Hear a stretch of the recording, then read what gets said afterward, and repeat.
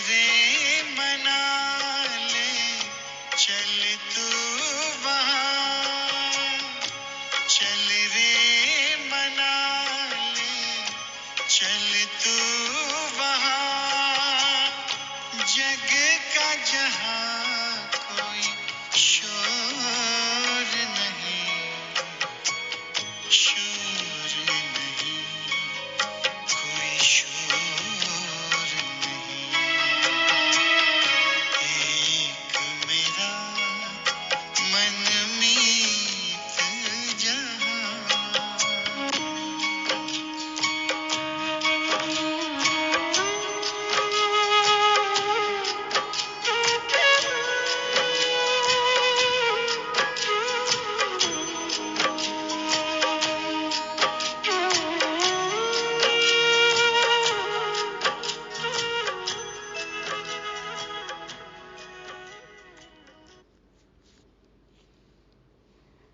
ओम शांति। श्रेष्ठ संकल्पों के खजाने से मालामाल खुशनसीब सच्चे सेवाधारियों को सोमवार की गॉडली मॉर्निंग। आज सोमनाथ बाबा हमें बताते हैं कि विश्व के लिए हम क्या कर सकते हैं, कैसे अपना अमूल्य मानव जीवन हम सफल कर सकते हैं। बाबा हमें जो करने को कहते हैं, यदि हम वही करें तो बाबा अंत तक हमारी जिम्मेवारी लेते हैं और हम बन सकते हैं विजयी मण के। तो हम प्रीतमाओं को अपने प्यारे प्रीतम का कहना मानना है, उन्हें ही याद करना है। भक्ति मार्ग की कुछ बातों को आज ज्ञान की रीति से भी यथार्थ समझेंगे। बाप समान वरदानी मूर्त बनने के लिए करते हैं 2023 के जुलाई मास के अंतिम दिन का सोम रस पान। मीठे बच्चे, तुम बाप को याद करो। यही याद विश्व के लिए योगदान है। इसी से विश्व पावन बनेगा, बेड़ा पार हो जाएगा।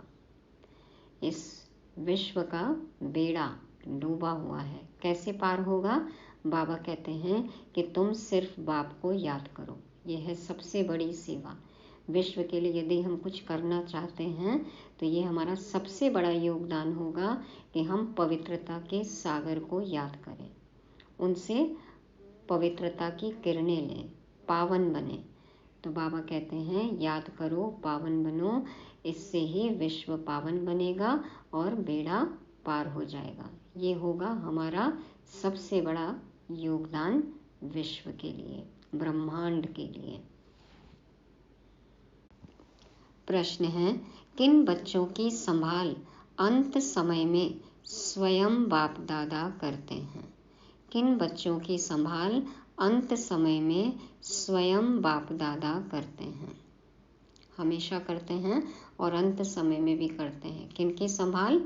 उत्तर में बाबा कहते, जो बच्चे बहुत समय से कांटों को फूल बनाने की सर्विस में तत्पर रहते हैं। पहली बात, जो बाबा की सर्विस में रहेंगे, अन्य आत्माओं को भी कांटों से फूल बनाएंगे, बाप के पूरे पूरे मददगार हैं। ऐसे बच्चों की अंत समय में बाप स्वयं संभाल करते हैं। बाबा कहते, मैं अपने मददगार बच्चों को वंडरफुल सीनरियाँ दिखलाकर खूब बहलाऊंगा। वह अंत में बहुत सुख देखेंगे, साक्षात्कार करते रहेंगे। विनाश के समय अंत में कैसे कैसे सीन आएंगे, भयावह सीनरी होगी। बाबा कहते हैं ना, बताया ना मुरलियों में। तो ऐसे समय में भी बच्चों को बहलाना, सुख देना, साक्षात्कार कराना, ये बाबा करते हैं। लेकिन किन बच्चों को होगा ये सब? जो बाबा की मदद करेंगे, जो रूहानी सर्विस में तत्पर रहेंगे। बाबा स्वयं अंत में ऐसे बच्चों की संभाल करते हैं। दूसरी बात बाबा कहते, जिन्हें एक बाप दूसरा न कोई, यह पाठ पक्का है। ऐसे बच्चों को ही बाप की मदद मिलती है। कुछ भी हो, हमें सबसे पहले किसकी याद आती है? बाबा की। एक बाप दूसरा न कोई। यदि ये पाठ पक्का है तो फिर बाबा की जिम्मेवारी हो जाती है हमें संभालना, हमें मदद देना। तो ऐसे बच्चों की संभाल अंत समय में स्वयं बाप दादा करते हैं। गीत बजा। प्रीतम आन मिलो, प्रीतम आन मिलो, दुखिया जिया बुलाए, प्रीतम आन मिलो, प्रीतम आन मिलो, प्रीतम आन मिलो, दुखिया जिया बुलाए, प्रीतम आन मिलो, प्रीतम आन मिलो, रात अंधेरी आई बालमा, रात अंधेरी। ओम शांति। प्रीतम आन मिलो। आ चुके हैं प्रीतम। क्या हम मिलन मना रहे हैं? प्रीतम और प्रीतमाएं। प्रीतम एक है और प्रीतमाएं अनेक हैं। प्रीतमाएं बुला रही हैं एक भगवान को, अनेक भक्त बुला रहे हैं। किस लिए? सुख के लिए। कन्या बुलाती है प्रीतम आन मिलो। किस लिए बुलाती है? सुख के लिए। सगाई होती है सुख के लिए। अब जिनसे सगाई हो रही है अभी, क्या वो प्रीतम सुख दे रहे हैं? तो कौन सा प्रीतम आके हमें सुख देता है, ये अब समझ आ जानी चाहिए। तो बाबा कहते हैं सगाई होती है सुख के लिए, परंतु अब बच्चे जान गए हैं जबकि रावण राज्य है तो प्रीतम से कोई सुख मिल नहीं सकता। रावण राज्य में सुख हो न सके। प्रीतमाएं सब शोक वाटिका में हैं, तब तो बुलाती हैं। अशोक वाटिका में तो कोई बुलाते नहीं। सत्युग त्रेता के समय तो कोई नहीं बुलाता। कोई दुख व शोक नहीं तो बुलाएंगे क्यों? दुख में ही प्रीतम को याद करते हैं, फिर प्रीतम मिल जाता है तो आधा कल्प प्रीतमाएं याद करने से छूट जाती हैं। देखो, आधा कल्प के लिए इतना भरपूर कर देते हैं बाबा। अभी तुम जानते हो सबसे मीठा सबसे प्यारा प्रीतम है ही एक परमपिता परमात्मा, सबसे ऊंचा सबसे श्रेष्ठ। एक मेरा मनमीत मिला।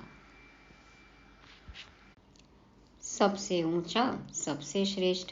यहाँ कोई मनुष्य अपने को श्रेष्ठ से श्रेष्ठ कह न सके।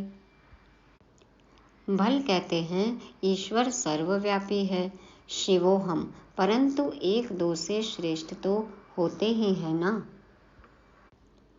साधु लोगों में जो ऊंच होते हैं उनको और साधु लोग दंडवत प्रणाम करते हैं। जो शिष्य होते हैं वो अपने गुरुओं को प्रणाम करते हैं ना।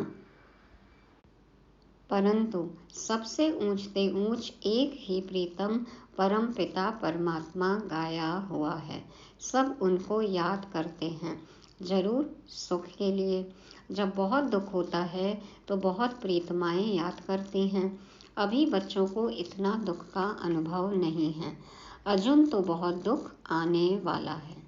अभी लगता है ना कि कितनी चीत्कार रही हैं, पुकार रही हैं, आत्माएं दुखी हैं, पीड़ा में हैं, लेकिन बाबा कहते हैं अभी तो और दुख आने वाला है। जिसको बुलाया जाता है वह आएंगे तो जरूर ना। तो बाप भी आते हैं। बाप का बनने से एक सेकंड में सुख का वर्षा मिल जाता है। बच्चों को निश्चय होना चाहिए हमने बाप की गोद ली है तो सेकंड में जीवन मुक्ति मिली है। होता है एक सेकंड में जीवन परिवर्तन। पहले दुखी थे, बाबा से मिले, सुखी हो गए, बंधन में थे और अभी जीवन में रहते मुक्त अवस्था। तो बच्चा पैदा होता है तो गोद में आ जाता है, फिर निश्चय हो जाता है कि यह वारिस है, यह भी बेहद का बाप है। अब अच्छी रीति इनको पहचान लेते हैं, पहचान में कोई तकलीफ नहीं है। पहचान लिया, जान लिया, मान लिया, कहना मान रहे, जान लिया, पहचान लिया, मान लिया, तो बाबा जो कहे वही करना है। बाबा कहते पहचान में कोई तकलीफ नहीं है, बच्चे बहुत हैं, गाया जाता है सन शोज फादर, तो किसको कहने की दरकार नहीं। ढेर के ढेर ब्रह्मा कुमार कुमारियां हैं, इतने ढेर बच्चे सिवाय ईश्वर के और किसको होते नहीं। श्री कृष्ण तो दैवी गुणों वाला मनुष्य है, मनुष्य को इतने बच्चे हो नहीं सकते। तुम जानते हो हम शिव बाबा के बच्चे हैं, तुम कह सकते हो कोई भी मनुष्य को इतने बच्चे होते नहीं। कितने ब्रह्मा कुमार कुमारियां हैं। गायन तो है ना प्रजापिता ब्रह्मा का, याद करते हैं त्रिकालदर्शी परमात्मा को, भगवान को ही इतने बच्चे हो सकते हैं। देखो बाबा की गृहस्थी कितनी बड़ी है। तो वह निराकार जब साकार में आए तब तो अडॉप्ट करे। भगवान कैसे बच्चे पैदा करेंगे? बाबा जब साकार में आते हैं अडॉप्ट करते हैं, सबसे पहले तो ब्रह्मा बाबा को, है ना, अपनी वन्नी बनाते हैं और फिर हम बच्चों को अडॉप्ट करते हैं। शरीर न हो तो गोद कैसे ले? तुम ईश्वर की गोद में आए हो, जानते हो वही प्रीतम है, सबसे मीठा सबसे प्यारा है। प्यार करने वाले को प्रीतम कहा जाता है। होता है प्यार का अनुभव? किया है कभी ने, किसी ने ऐसा प्यार कभी भी हमें? तो प्यार करने वाले को प्रीतम कहा जाता है। तुम जानते हो हमारा ऊंचे से ऊंचा प्रीतम वह है जिससे हम प्रीतमाओं को स्वर्ग के सुख घनेरे मिलते हैं, उनके सम्मुख बैठे हैं। भक्ति मार्ग में गाते भी हैं, राम का नाम लेने से मनुष्य पार हो जाते हैं, इसलिए राम राम बहुत कहते हैं। जैसे गंगा नदी को पतित पावनी समझते हैं, मनुष्य वहां जाकर पत्ते पर दीवा जलाते हैं। देखो कैसे दीपक गंगा में प्रवाहित भी करते हैं। जैसे श्री कृष्ण को पत्ते पर सागर में अंगूठा चूसता हुआ दिखाते हैं, यह फिर दीवा जगाकर पत्ते पर रखते हैं। आत्मा भी दीपक है। कौन से दीपक की बात है? आत्मा भी दीपक है। मनुष्यों को तो पूरा ज्ञान नहीं है, उन्हों के लिए तो जैसे एक रस्म हो गई है। दीवा जगाकर कहते हैं आत्मा पार हो जाती है। तो जब आत्म दीपक जगेगा और सुख के सागर, ज्ञान के सागर, पवित्रता के सागर की लहरों में हम लहराएंगे, समाएंगे, उनके साथ रहेंगे, तब तो पार होएंगे ना। तो दीवा जगाकर कहते हैं आत्मा पार हो जाती है। परम पिता परमात्मा को तो खेवैया कहा जाता है, विषय सागर से पार ले जाते हैं। उन्होंने अक्षर सुनकर एक रस्म बना दी है।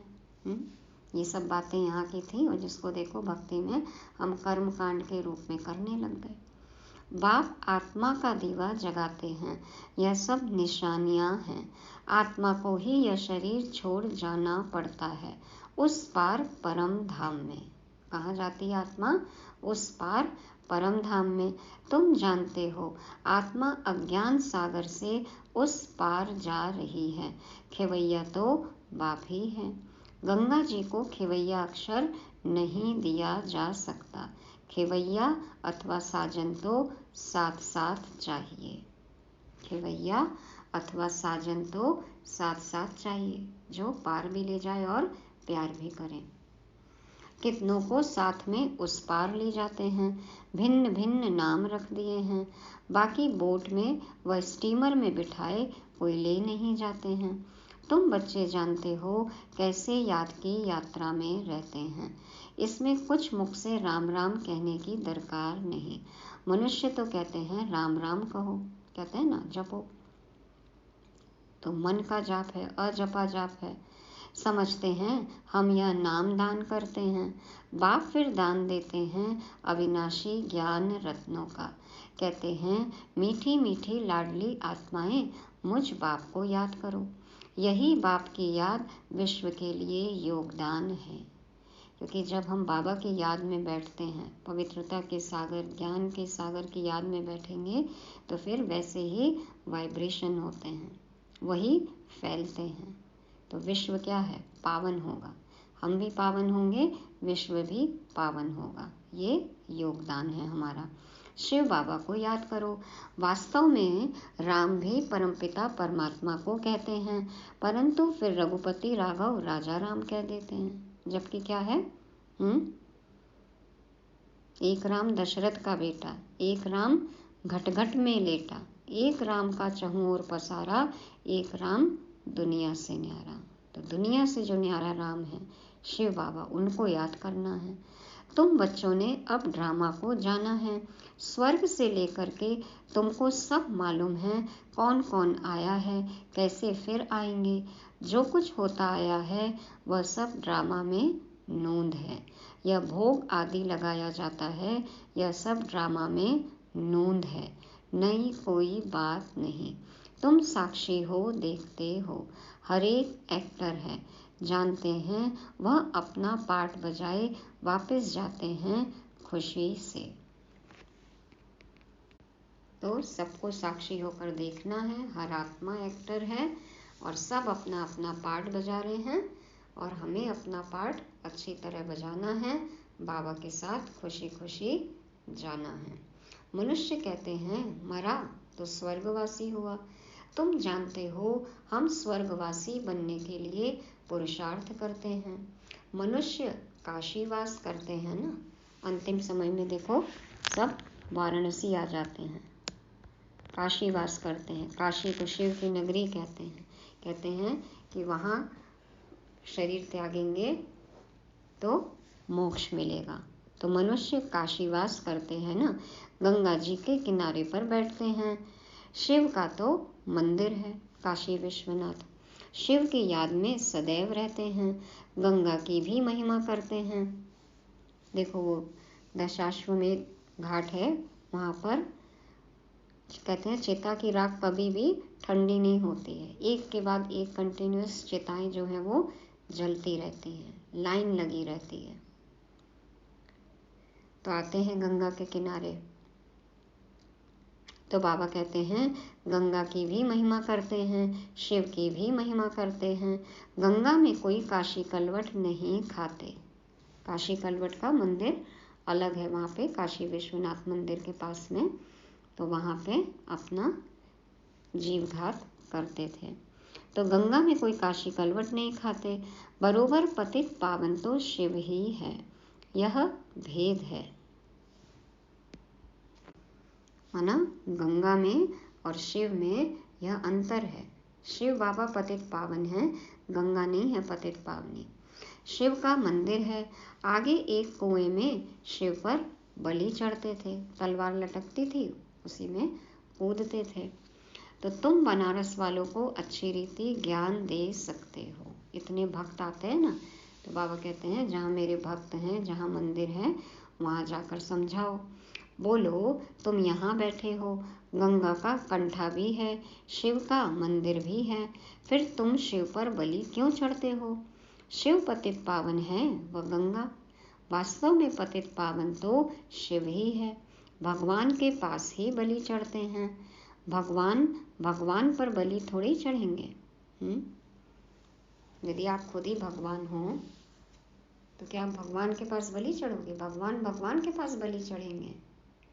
तो यह तो हो नहीं सकता। ऐसे नहीं, हम भी भगवान तुम भी भगवान, हम भी भगवान तुम भी भगवान, फिर क्यों हो रहे हो परेशान?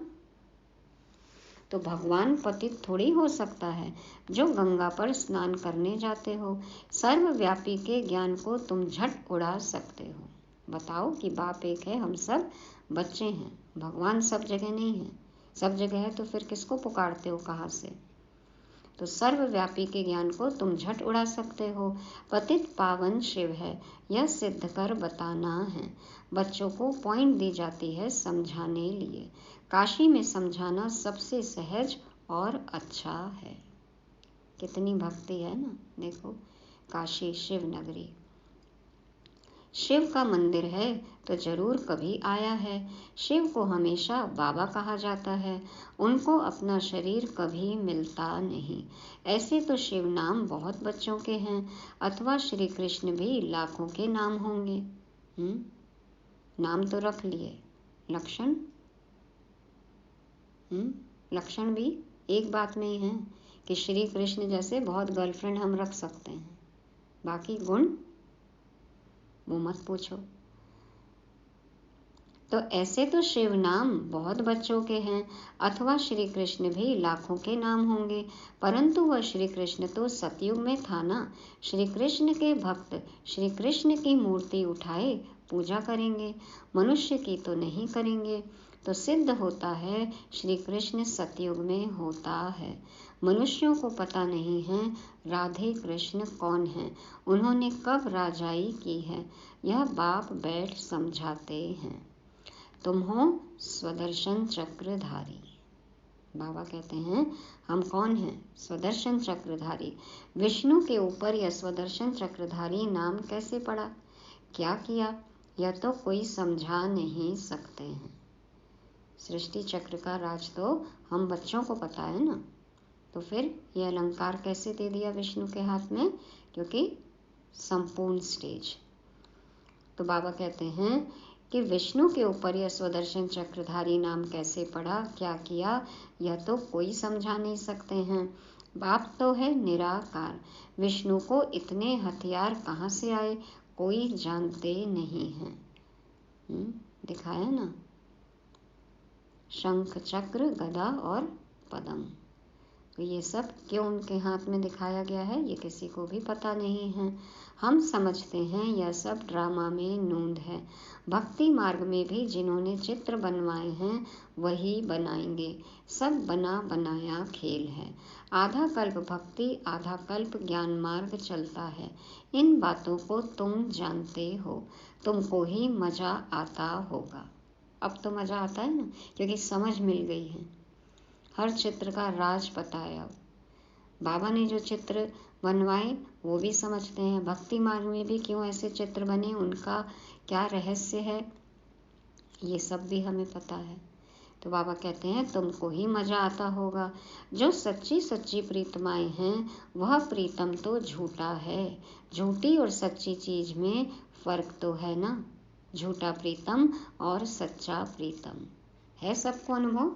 झूठे प्रीतम और सच्चे प्रीतम में क्या अंतर है, सबको अनुभव हो गया होगा। तो बाबा कहते हैं अब तो तुमको मजा आना चाहिए। आता है बाबा के साथ मजा? तो बाबा कहे सच्ची सच्ची प्रीतमाएं, माना जो हमेशा आत्मा अभिमानी अवस्था में रहेंगे वही सच्चे प्रीतम का अनुभव कर सकते हैं, उनके साथ मजा कर सकते हैं, माना परमपिता परमात्मा के साथ, बाबा के साथ। तो सच्चे और झूठे में फर्क अब समझना चाहिए। झूठा प्रीतम और सच्चा प्रीतम। पत्नी पति को प्यारा कहती है ना, अभी तुम जानते हो हम प्रीतमाओं को कैसा मीठा प्रीतम मिला है। स्वीट का पहाड़ है बाबा, है ना, स्वीटेस्ट बाप, मीठे ते मीठा। उनको प्रीतम भी कहते हैं तो बाप भी कहते हैं। बाप का भी प्यार होता है, बाप से फिर भी वर्षा मिलता है। प्रीतम से प्रीतमाओं को कोई वर्षा नहीं मिलता। जिंदगी भर का अनुभव जरूर मिल जाता है, मिलता है लेकिन सच्चे प्रीतम से, बाबा से तो सब कुछ मिल जाता है। जो सोचा नहीं, जो ख्यालों ख्वाबों में नहीं था वो भी मिल जाता है। तो बाबा कहते हैं बाप से फिर भी वर्षा मिलता है, प्रीतम से प्रीतमाओं को कोई वर्षा नहीं मिलता। अपने को प्रीतमा समझने से भी, बच्चा समझने से वर्षे की टेस्ट आती है। शिव को हमेशा बाबा कहते हैं। शिव बाबा को शिवपति कभी नहीं कहेंगे। अभी तुमको कोई शिव का नाम नहीं जपना है, सिर्फ बाबा को याद करो। बच्चे आते हैं तो पूछा जाता है कब ईश्वर के बने। बच्चा जब तक न बने तब तक वर्षा मिल ना सके। संबंध स्थापित किया है, संबंधों का अनुभव करते हैं, बाप के रूप में अनुभव होता है, तब तो वर्षा मिलेगा ना। माता पिता है तो सम्मुख मिलना है। निश्चय किया मिले नहीं और मर गया तो वर्षा नहीं मिल सकता। बाबा मिला और मिलन मनाया ही नहीं तो वर्षे के हकदार बने। चलो आ भी गए प्रजा में, कम पद में आ गए तो क्या फायदा हुआ।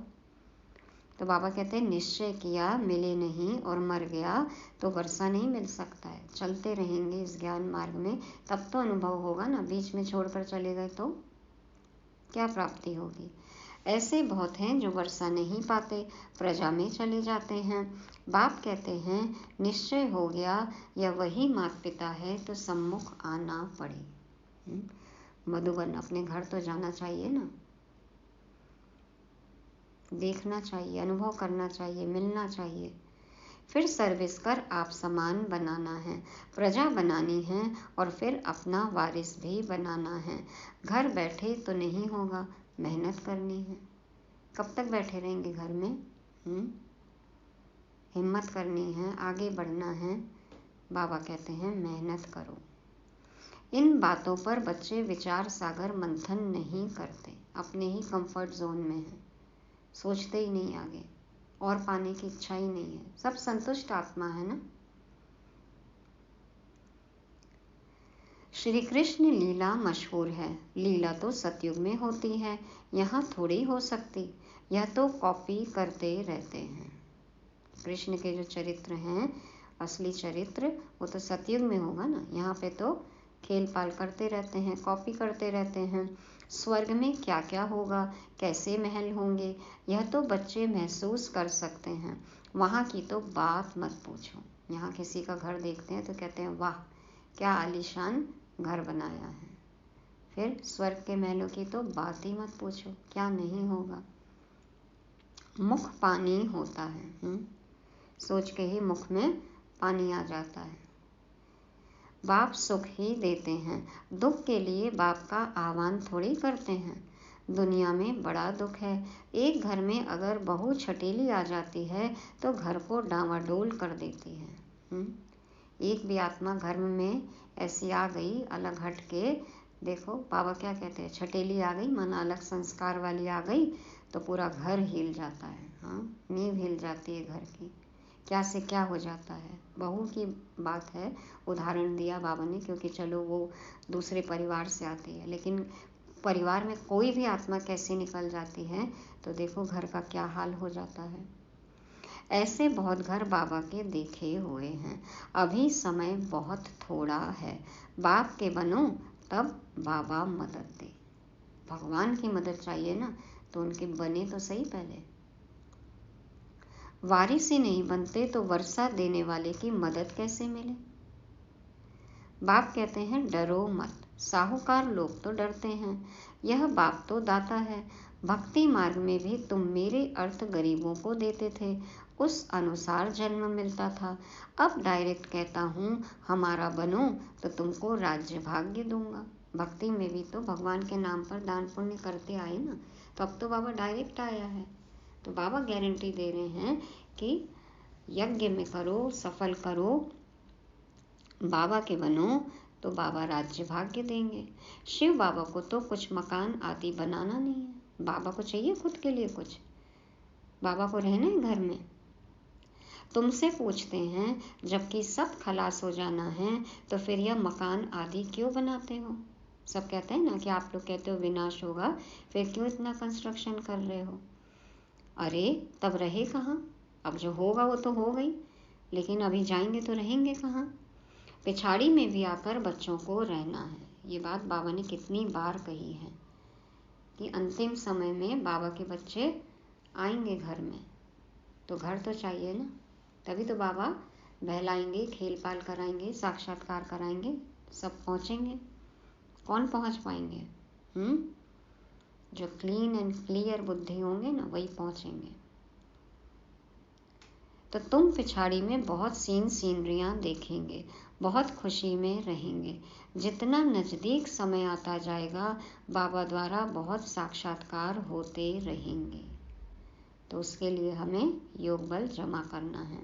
जो मददगार हो जाएंगे वह पिछाड़ी में बहुत सुख देखेंगे, दुख के समय बहुत सुख देखेंगे।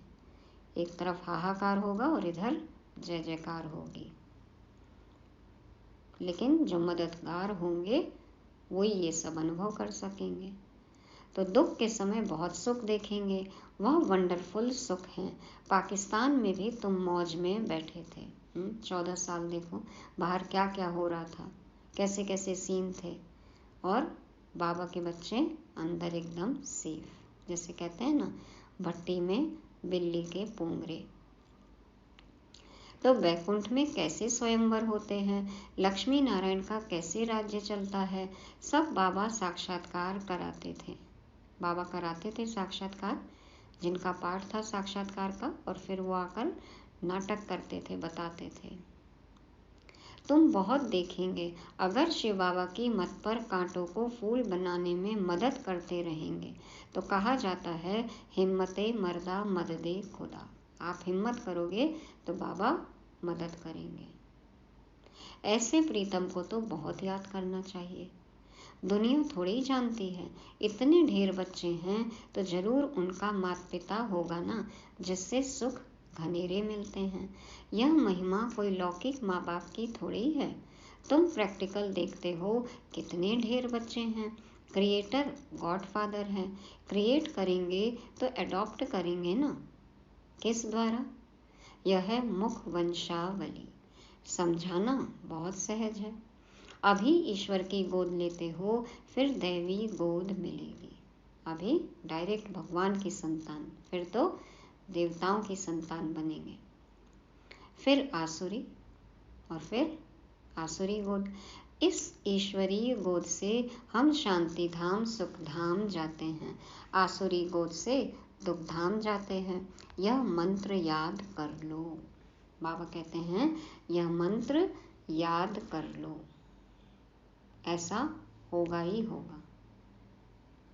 बाबा की गोद में आए तो शांति धाम सुख धाम, और आसुरी गोद में रहे तो दुख धाम।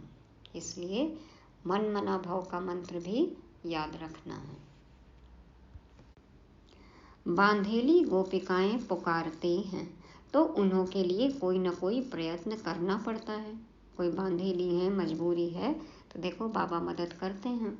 बाबा छोटे छोटे गांव में तो जा नहीं सकेंगे, बड़े गांव में आकर मिलते हैं। जाना तो पड़ता ही है। समझाया जाता है बलिहार भी कैसे जाना है।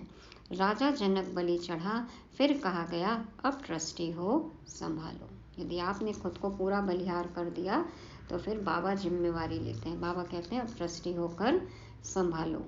रचना की पालना तो तुमको जरूर करनी है। तुम अपने को आत्मा ट्रस्टी समझो।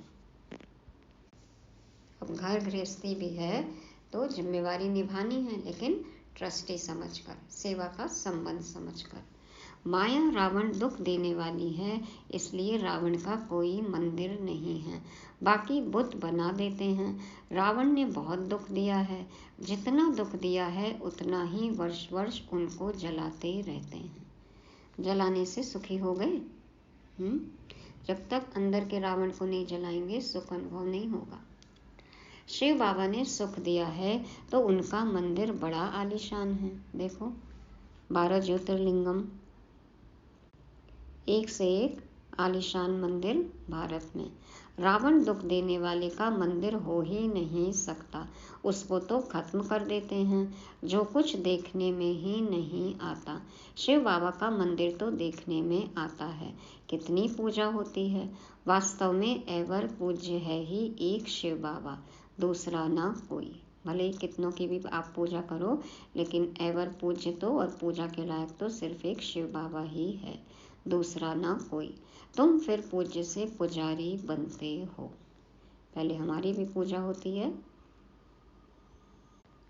और फिर हम खुद की ही पूजा करने लगते हैं। तो पूज्य से पुजारी बन जाते हैं। और अब क्या करना है? वापस पुजारी से पूज्य बनना है। अच्छा, मीठे मीठे सिक्के लदे बच्चों प्रति माता पिता बाप दादा का याद प्यार और गुड मॉर्निंग। रूहानी बाप की रूहानी बच्चों को नमस्ते। हम रूहानी बच्चों की रूहानी बाप दादा को याद प्यार गुड मॉर्निंग और नमस्ते। शुक्रिया बाबा, शुक्रिया। धारणा के लिए मुख्य सार। पहला पॉइंट, बाप की याद में रहना है और सबको याद दिलाना है। यही दान करते रहना है। बाप पर बलि चढ़कर फिर ट्रस्टी हो संभालना है। दूसरा, साक्षी हो हर एक एक्टर का पार्ट देखना है। हम पार्ट पूरा कर खुशी से वापस जा रहे हैं। इस स्मृति में सदा रहना है। वरदान है, सदा बाप समान बन अपने संपन्न स्वरूप द्वारा सर्व को वरदान देने वाले वरदानी मूर्त भव। सदा बाप समान बन अपने संपन्न स्वरूप द्वारा सर्व को वरदान देने वाले वरदानी मूर्त भव।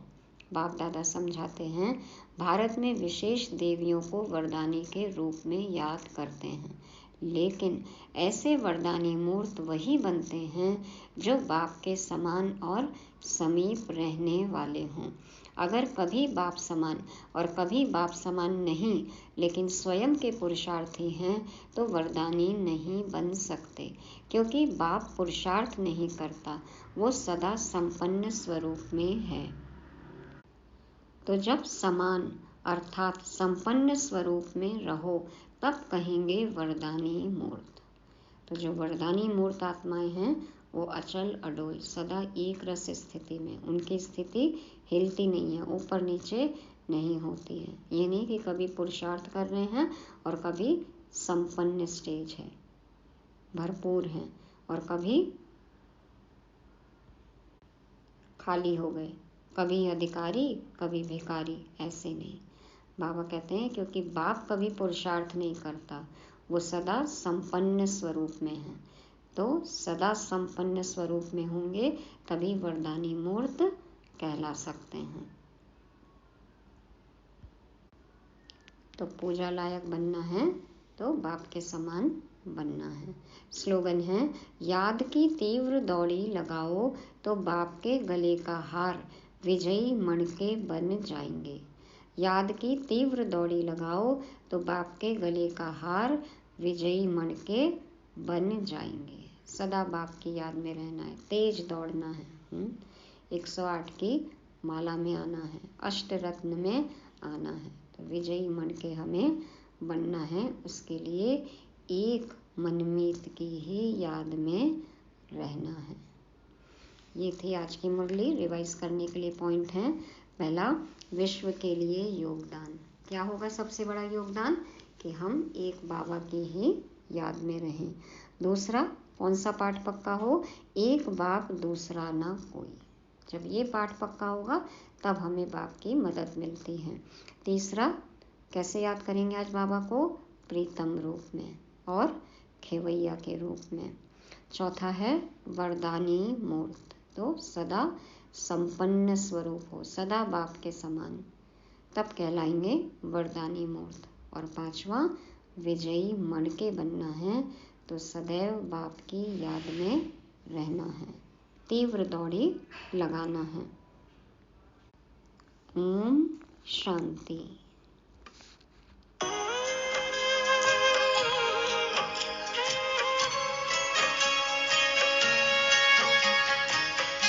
दिल को बड़ा सुकून मिला है, मन को मिला है चैन।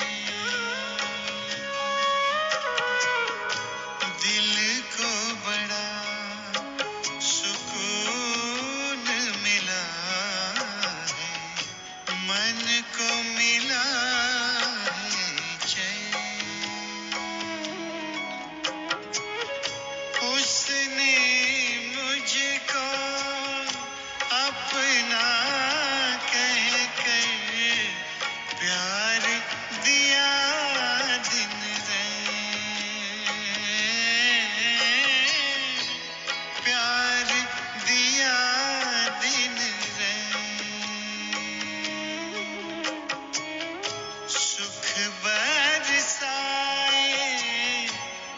दिल को लुभाए, सुख बरसाए, दिल को लुभाए, ऐसा कोई चित चोर